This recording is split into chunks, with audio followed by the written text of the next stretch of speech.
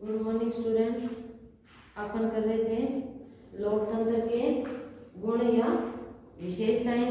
लोकतंत्र के गुण की यानी कुछ पॉइंट हमारे हो चुके थे और बाकियों का अध्ययन हम आज करेंगे। जैसे लोकतंत्र के गुण,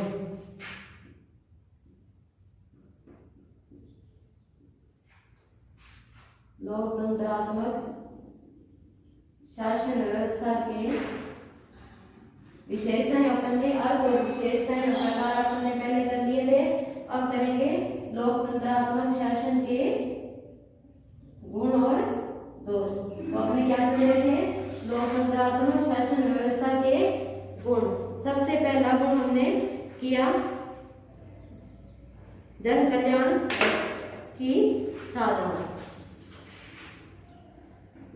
जन कल्याण की साधना,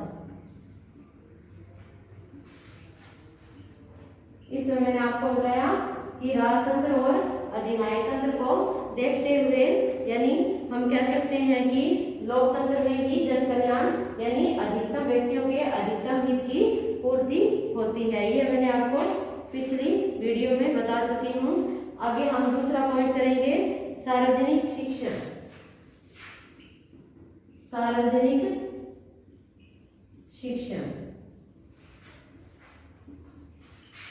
यानी लोकतंत्रात्मक शासन व्यवस्था का ये महत्वपूर्ण गुण है कि राजतंत्र यानी क्या है, सभी प्रकार के शासन क्या है, हमें शिक्षा प्रदान करते हैं। लेकिन लोकतंत्रात्मक शासन प्रणाली है, इसमें क्या है, व्यक्तियों को क्या है, सार्वजनिक शिक्षण मिलता है। और इसमें क्या है, प्रत्येक व्यक्ति यानी वोट डालता है और वोट डालने के पश्चात यानी क्या है, राजतंत्र और अधिनायक तंत्र की तुलना में यानी सबसे अच्छा शिक्षण लोकतंत्र में ही संभव है। इसके आगे हम करेंगे अगला पॉइंट मनोविज्ञान के अनुकूल।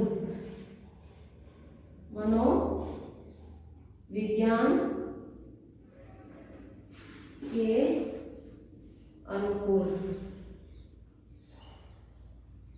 यानी मनोविज्ञान के अनुकूल कैसे है, यानी राजतंत्र और अधिनायक तंत्र में तो क्या होता है, एक व्यक्ति या कुछ व्यक्तियों के ही हितों की पूर्ति होती है, उसमें जनता का कोई रोल नहीं होता। लेकिन लोकतंत्रात्मक शासन व्यवस्था का यह महत्वपूर्ण गुण है कि यह मनोविज्ञान के अनुकूल होता है, क्योंकि जनता अपने मत द्वारा अपना प्रतिनिधि चुनती है और वो प्रतिनिधि क्या है, जनता के प्रति उत्तरदायी होता है। तो जनता क्या है, मानसिक रूप से संतुष्ट होती है कि प्रतिनिधि मेरे द्वारा चुना हुआ है और वो क्या है, मेरे हित में ही कार्य करेगा। इस प्रकार डॉक्टर आशीर्वादम लिखते हैं कि लोकतंत्र से सरकार और जनता के बीच एक सहानुभूति संबंध बन जाता है। लोकतंत्र से सरकार और जनता के बीच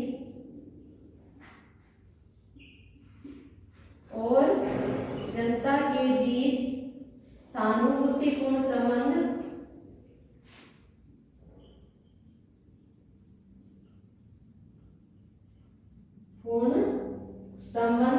बन जाता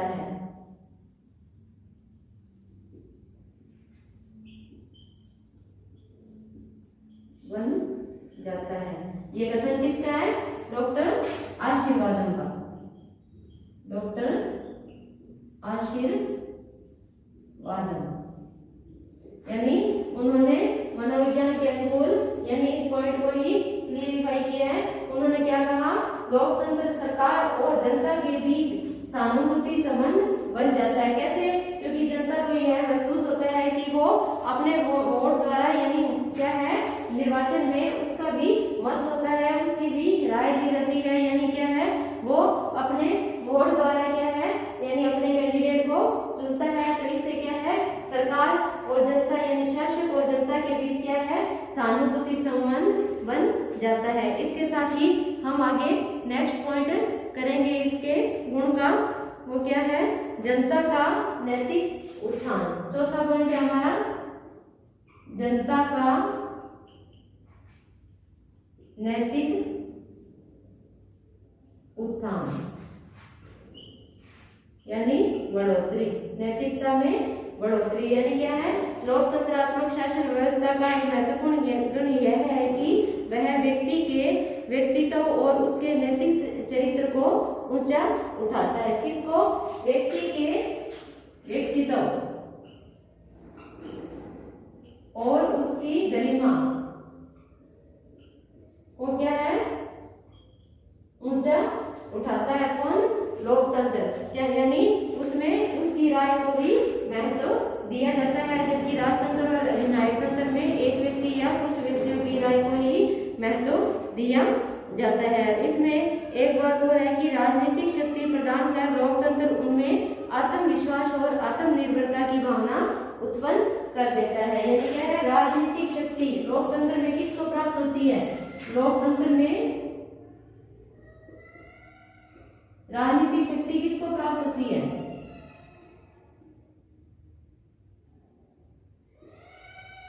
राजनीतिक शक्ति जनता को प्राप्त होती है और इससे जनता में क्या आता है?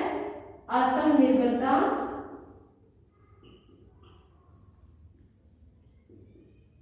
और आत्मविश्वास की भावना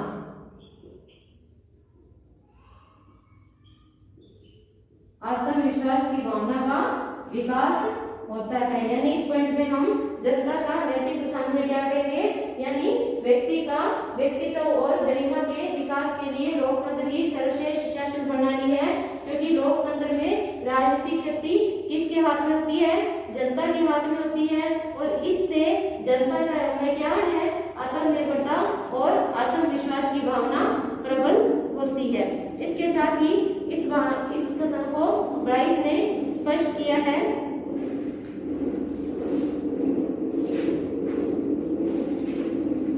ये हम लोकतंत्रात्मक शासन के गुण ही कर रहे हैं, यानी नैतिक उत्थान के बारे में। यानी राइटर ब्राइस ने क्या कहा है? उन्होंने कहा है कि अधिकारों की प्राप्ति द्वारा मनुष्य के व्यक्तित्व की शान बढ़ जाती है। नैतिक उत्थान में ही ब्राइस ने लिखा है कि अधिकारों की प्राप्ति से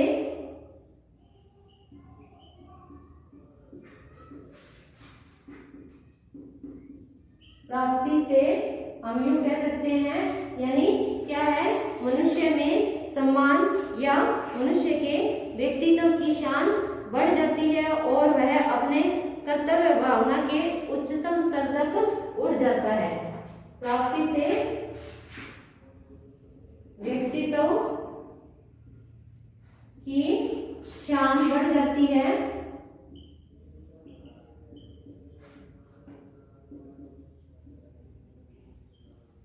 और वह अपने उत्तरदायित्व की भावना लोकतंत्र में क्या है? बढ़ जाती है और वह अपने उत्तरदायित्व की भावना क्या हो जाती है? प्रबल हो जाती है, क्योंकि जनता का शासन में प्रत्येक व्यक्ति का शासन में भागीदारी होती है। तो ये कथन किसका था? ब्राइस का। यानी अधिकारों की प्राप्ति से व्यक्तित्व की शान बढ़ जाती है और क्या है? और वह अपने उत्तरदायित्व की उसमें भावना प्रबल हो जाती है। उसमें क्या है? आत्मविश्वास और आत्म गौरव की भावना प्रबल हो जाती है और इसके साथ ही इसका पालन उसे राजनीतिक अधिकारों की प्राप्ति के कारण करना पड़ता है। यानी वो इन चीजों का पालन किसके कारण करेगा? अपने राजनीतिक अधिकारों के कारण।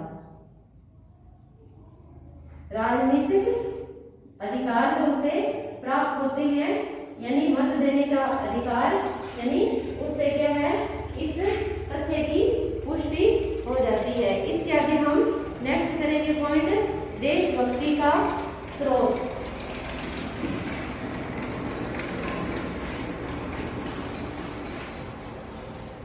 ये पॉइंटों के नंबर आगे पीछे हो सकते हैं, आप सेट कर लेना।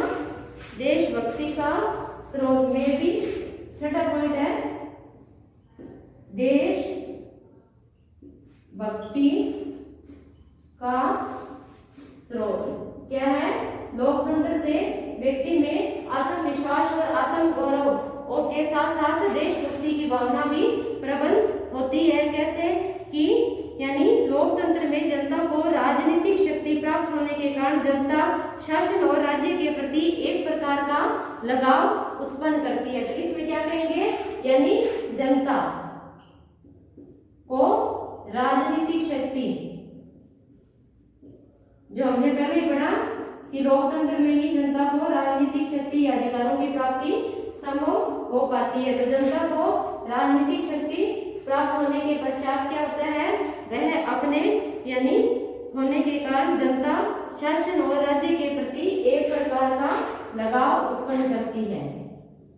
शासन व राज्य के प्रति लगाव उत्पन्न करती है। यानी क्या है, देशभक्ति की भावना का स्रोत कैसे है, क्योंकि जनता को राजनीतिक शक्ति प्राप्त होती है। राजनीतिक शक्ति प्राप्त होने के कारण जनता क्या होती है, शासन और राज्य के प्रति लगाव और देशभक्ति की भावना उनमें उत्पन्न हो जाती है। मिल ने ऐसे ही अपने विचार व्यक्त करते हुए कहा है कि लोकतंत्र लोगों की देशभक्ति को बढ़ाता है। यानी लोकतंत्र राजतंत्र और न्यायतंत्र की तुलना में लोकतंत्र ही देशभक्ति की भावना को कैसे बढ़ाता है कि लोकतंत्र में ही व्यक्ति को राजनीतिक शक्ति प्राप्त होती है। तो क्या है, यानी उन्होंने कहा है कि लोकतंत्र ही, किसने, मिल ने कहा है कि लोकतंत्र लोगों की देशभक्ति को बढ़ाता है और नागरिक यह अनुभव करते हैं कि सरकार उन्हीं की उत्पन्न की हुई है, अधिकारी उनके स्वामी न होकर सेवक होते हैं। तो मिल ने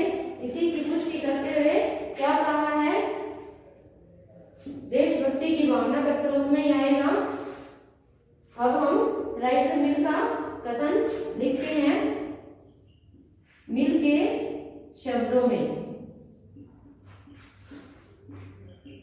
यानी मैंने आपको क्या बताया, यानी क्या है, व्यक्तियों को राजनीतिक शक्ति प्राप्त होने से उनमें क्या है, देशभक्ति की भावना उत्पन्न होती है और साथ में ही यानी उन्हें यह महसूस होता है कि सरकार उनकी होती है, सरकार या शासन क्या होता है, जनता का ही होता है। और क्या है, समस्त जो प्रशासनिक अधिकारी है, प्रशासनिक अधिकारी वो क्या होंगे, लोकतंत्र में जनता के क्या, सेवक ना होकर स्वामी न होकर क्या होंगे, होकर सेवक होंगे। इस प्रकार मिल ने देशभक्ति की भावना के स्रोत में अपने वक्तव्य प्रस्तुत किए हैं, क्योंकि इसमें यानी क्या होता है, सरकार या शासन जनता द्वारा चुनी होती है और सभी प्रशासनिक अधिकारी क्या होते हैं, यानी स्वामी न होकर सेवक होते हैं और वे जनता के हित में कार्य करते हैं। इसके साथ ही इसमें लेबेलिए, राइटर का नाम है लेबेलिए। ये मिल, ब्लंचली, गार्नर, ग्रेडेल, ये नाम तो आपने सुने ही होंगे। ये नाम थोड़ा सा हटकर है। यानी लेबेलिए ने लोकतंत्र में देशभक्ति की भावना का स्रोत में अपने विचार व्यक्त किए हैं। उन्होंने क्या कहा कि फ्रांसीसी जनता, यानी फ्रांस का उदाहरण दिया है, यानी फ्रांसीसी जनता क्रांति के बाद से ही फ्रांस से प्रेम करने लगी, जबकि उन्हें देश की शासन व्यवस्था में भाग लिया। यानी उन्होंने क्या कहा, फ्रांसीसी जनता, फ्रांसीसी जनता यानी फ्रांसीसी क्रांति के बाद ही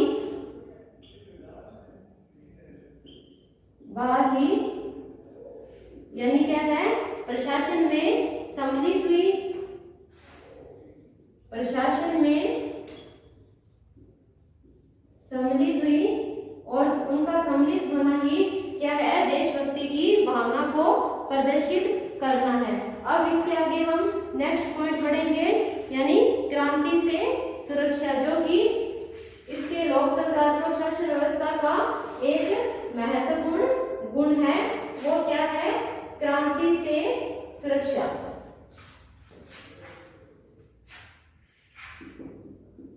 क्रांति से सुरक्षा। यानी क्या है, हम तुलना करते हुए चलेंगे कि राजतंत्र और अधिनायक तंत्र की तुलना में लोकतंत्र में क्रांति की संभावना बहुत कम रहती है। ये यूं कह सकते हो कि ना के बराबर रहती है, क्योंकि लोकतंत्र में जनता ही अपनी इच्छा अनुसार अपना प्रतिनिधि चुनती है। तो वो प्रतिनिधि क्या होता है, जनता के प्रति उत्तरदायी होता है। किसके प्रति, जनता के प्रति उत्तरदायी होता है, यानी उत्तरदायित्व की भावना होती है। तो जनता के प्रति उत्तरदायी होता है तो क्या है, वो जनता के हित में ही कार्य करेगा और उनकी समस्याओं का समाधान करेगा। तो हम कह सकते हैं कि राजतंत्र और अधिनायक तंत्र की तुलना में यानी लोकतंत्र में क्या है, क्रांति की संभावना नहीं रहती। इस संबंध में यानी उन्होंने कहा है कि अगर शासक कोई अनुचित कार्य करे या जनता के हित में कार्य ना करे तो एक निश्चित समय के बाद परिस्थितियों से पहले भी उसे अपदस्थ कर सकती है। यानी लोकतंत्र का एक महत्वपूर्ण गुण यह है कि अगर सरकार जनता के हित में कार्य नहीं करती, जनता के हित में कार्य नहीं करती या जनता की समस्याओं का समाधान नहीं करती, विकास योजनाएं नहीं लागू करती, यानी जनता के हित में कार्य नहीं करती, तो एक समय अवधि से पहले भी, एक निश्चित समय अवधि से पहले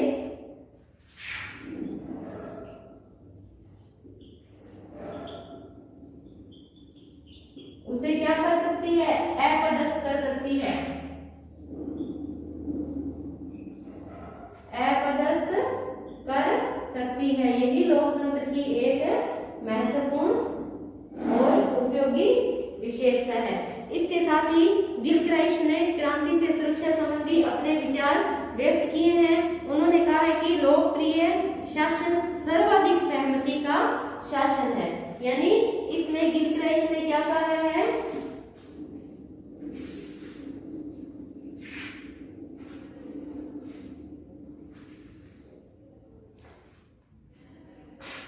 गिलक्राइस्ट की परिभाषा है यानी लोकतंत्र क्या है, सबसे अधिक सहमति वाला शासन है। लोकतंत्र सबसे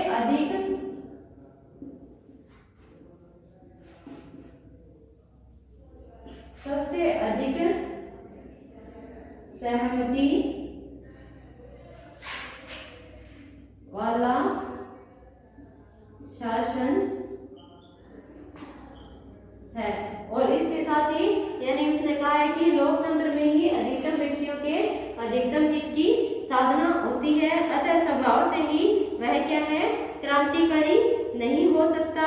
और इस संबंध में बर्न्स के शब्दों में उन्होंने कहा है कि मंत्रियों और विधानसभाओं के बहुमत को बदलने की यानी सामाजिक आवश्यकताओं को पूरा करने के लिए क्रांति एक विकल्प प्रदान कर सकती है। यानी क्या है, यानी विकल्प एक तरीका प्रदान कर सकती है।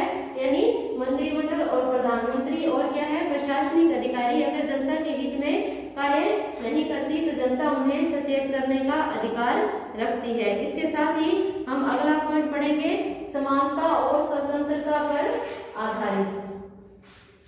ये विषय पॉइंट विशेषताओं में भी आ चुका है कि समानता और लोकतंत्रात्मक शासन प्रणाली जो है वो समानता और स्वतंत्रता पर आधारित शासन है। समानता और स्वतंत्रता पर आधारित शासन यानी लोकतंत्रात्मक शासन प्रणाली की एक महत्वपूर्ण विशेषता यह है कि वह समानता और स्वतंत्रता की धारणा पर आधारित है। यानी पहले हम समानता को लेंगे। समानता में क्या है, यानी किसी भी व्यक्ति को वर्ग, जाति जाति, धर्म, स्त्री या पुरुष यानी लिंग, अमीर और गरीब,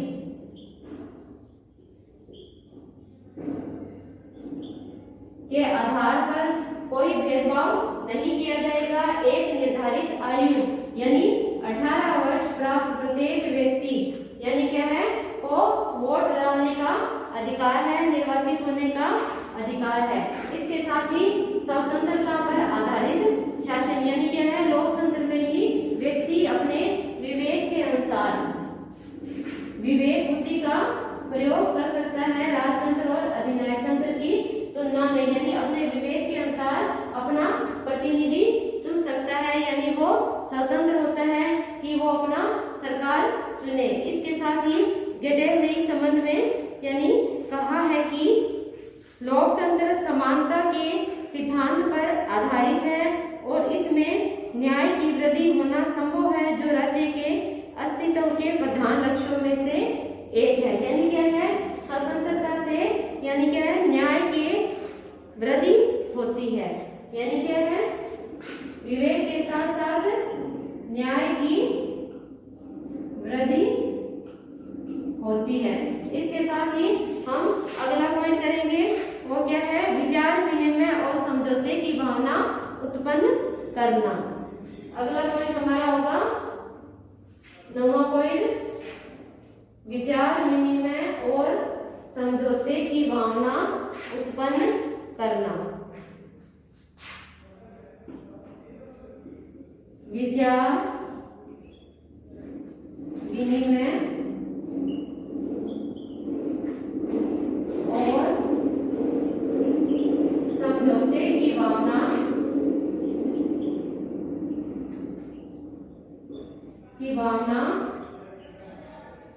उत्पन्न करना। ये लोकतंत्रात्मक शासन प्रणाली का एक महत्वपूर्ण गुण है कि यानी लोकतंत्र में ही यानी व्यक्ति क्या है आपस में विचार विमर्श करके समझौते द्वारा अपने मत का प्रयोग करता है और जनता के हित को ध्यान में रखते हुए ही क्या करता है अपने कर्तव्यों का निर्वहन करता है। और इसके साथ ही यानी इसमें विचार विनिमय द्वारा यानी क्या है चुनाव के दौरान लोग एकत्रित होते हैं और इसी के दौरान क्या होता है यानी वो अपना मत जनता के या प्रशासन के सम्मुख रख सकता है। यानी एक देश की शासन व्यवस्था नागरिकों की व्यवस्था पर बहुत अधिक प्रभाव डालती है और शक्ति पर आधारित अधिनायकवादी शासन व्यवस्था के लोगों में संघर्ष की भावना पैदा कर देती है और जन इच्छा पर आधारित लोकतंत्र नागरिकों में सहिष्णुता, उदार सहानुभूति क्या उत्पन्न करती है सहिष्णुता, उदारता, सहानुभूति,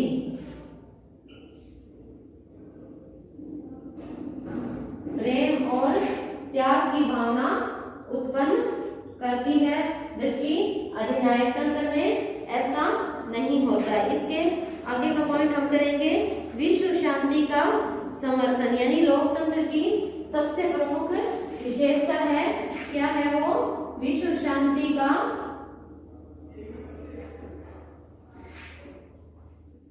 समर्थक, यानी लोकतंत्र का जो सिद्धांत है वो किस पर आधारित है वसुधैव कुटुंबकम की धारणा पर आधारित है। यानी गांधी जी ने भी यही कहा कि संपूर्ण विश्व ही मेरा परिवार है और इस विश्व बंधुत्व की आधारित यानी ये विश्व बंधुत्व की धारणा है और लोकतंत्र के आधार पर ही पूरी हो सकती है। राजतंत्र और अधिनायक तंत्र सरकारों में दूसरे देशों की विजय पर बल दिया जाता है, यानी अधिनायकवादी प्रवृत्ति पर बल दिया जाता है।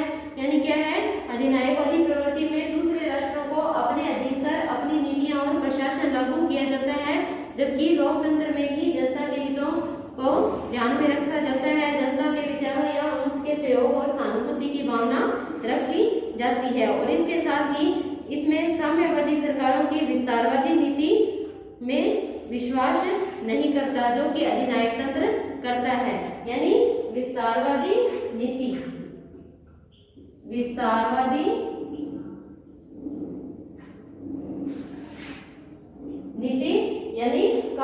सहयोग नहीं करता कौन? लोकतंत्र। जबकि अधिनायक तंत्र में क्या है? विस्तारवादी या उपनिवेशवादी कह लो, उपनिवेशवादी नीति का समर्थन करते हैं। विस्तारवादी क्या हुआ और उपनिवेशवादी दोनों एक ही चीज है, यानी क्या है? दूसरे राष्ट्रों को अपने अधीन कर लेना। ये किसकी विशेषता है? राजतंत्र और अधिनायक तंत्र की। लेकिन लोकतंत्र में यानी विस्तारवादी नीति को क्या है? नहीं अपनाया गया और इसमें जनता के हित को ही ध्यान में रखा गया है।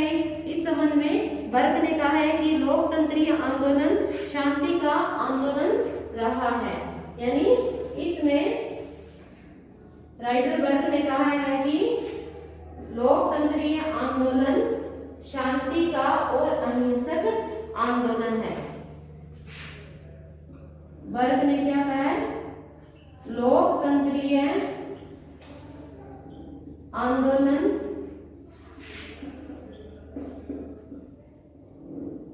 शांति तथा सहयोग का समर्थन है। यानी क्रांति की बिल्कुल संभावना नहीं रहती और साम्राज्यवाद, विस्तारवाद और उपनिवेशवाद की संभावना भी नहीं रहती। इसके आगे का पॉइंट हम करेंगे विज्ञान को प्रोत्साहन देना, यानी विज्ञान को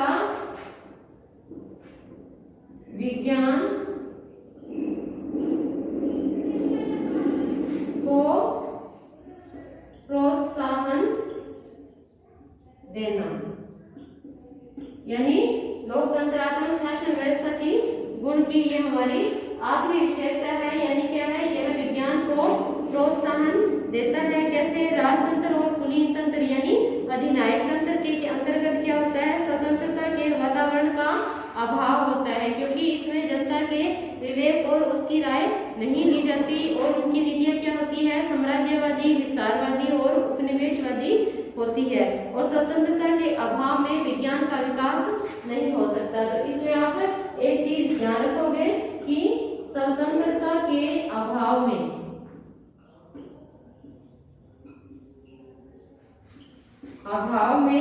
क्या है?